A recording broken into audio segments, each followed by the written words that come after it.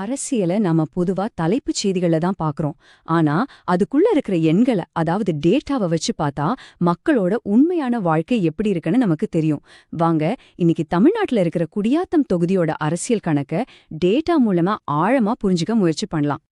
சரி, நாம என்னென்ன பார்க்க போறோம்னா, முதல்ல மக்களோட மனநிலை எப்படி இருக்குன்னு பாப்போம்.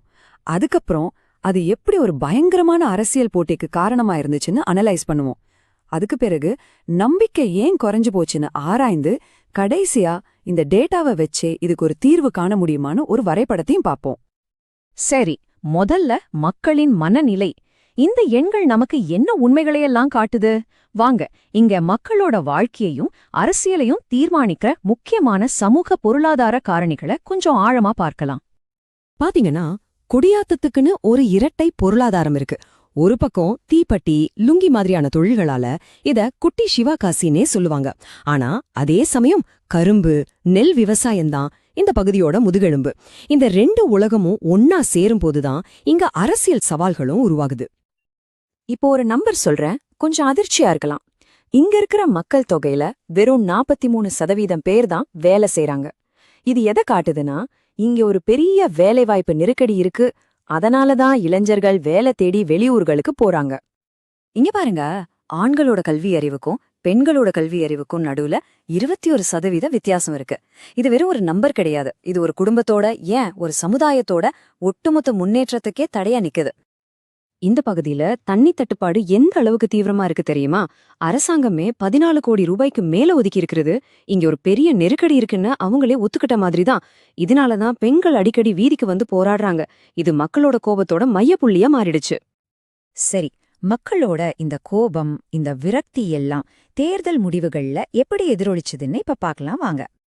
2021 தேர்தல்ல எவ்வளவு ஒரு இழுபறி பாருங்க. ஜெயித்தவருக்கும் தோற்றவருக்கும் உள்ள வாக்கு வித்தியாசம் வெறும் 3.29% தான். அதாவது 6901 ஓட்டுகள். இது என்ன சொல்லுதுன்னா, இந்த தொகுதி எந்த ஒரு கட்சிக்கும் கோட்டை கிடையாது, போட்டி எப்போதுமே ரொம்ப கடுமையா இருக்கும்னு சொல்லுது. 2016ல அதிமுக ஜெயிச்சாங்க. ஆனா 2021ல திமுக கிட்டத்தட்ட 17,000 வாக்குகளை அதிகமா வாங்கி ஜெயிக்கிறாங்க.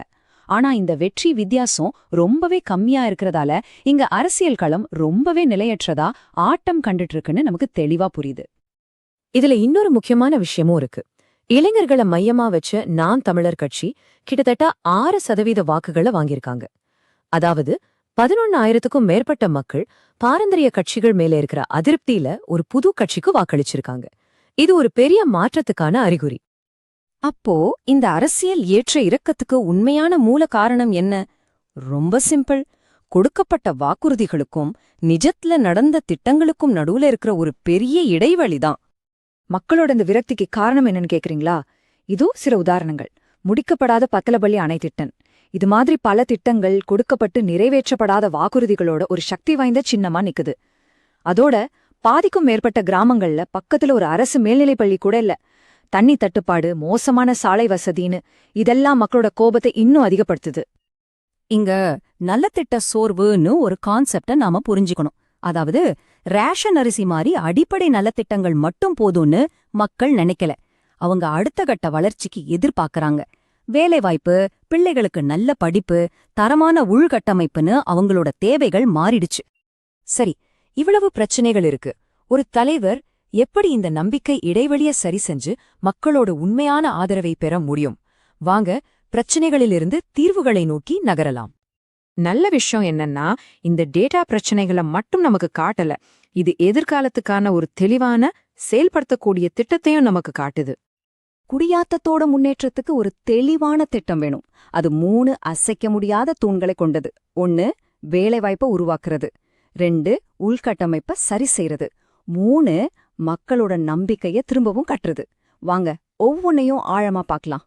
முதல்ல வேலைவாய்ப்பு. நாம முன்னாடி பார்த்த அந்த 43% வேலை ஈடுபாட்டு விகித பிரச்சனைக்கு தீர்வு காணணும். அதுக்கு ஒரு 50 கோடி ரூபாய் முதலீட்ல ஒரு தொழிற்பூங்கா ஆரம்பிச்சா சுமார் 5,000 பேருக்கு புதுசா வேலை கிடைக்கும். அதே மாதிரி 20 கோடியில ஒரு திறன் பயிற்சி மையம் ஆரம்பிச்சா வருஷத்துக்கு 3,000 இளைஞர்களுக்கு பயிற்சி கொடுக்கலாம். இது நேரடியான தீர்வு. அடுத்து உள்கட்டமைப்பு. அந்த பாத்தலப்பள்ளி அணைய முடிக்கிறதுக்கு ஒரு தெளிவான காலக்கெடு வேணும். 70 கோடி ரூபாயில அடுத்த 24 மாசத்துக்குள்ள அதை முடிச்சே ஆகணும். அதோட 5 புது மேல்நிலை பள்ளிகள் கட்டணும். எல்லா குக்கிராமங்களுக்கும் பைப் மூலமா குடிநீர் கொண்டு சேர்க்கணும். இதெல்லாம் உடனடியா செய்ய வேண்டிய வேலைகள். 3வது மிக முக்கியமான தூண் நம்பிக்கை. இதுக்கு புதுசா எந்த வாக்குறுதியும் தேவையில்ல. ஏற்கனவே இருக்கிற அரசாங்க சேவைகளை எந்த குறையும் இல்லாம, தாமதமும் இல்லாம, எந்த சாக்குப்போக்கும் சொல்லாம மக்களுக்கு சரியா கொண்டு போய் சேர்த்தாலே போதும். அரசாங்க திறமையா வேலை செய்து நம்மள மதிக்கிறாங்கன்னு மக்களுக்கு ஒரு நம்பிக்கை வரும்.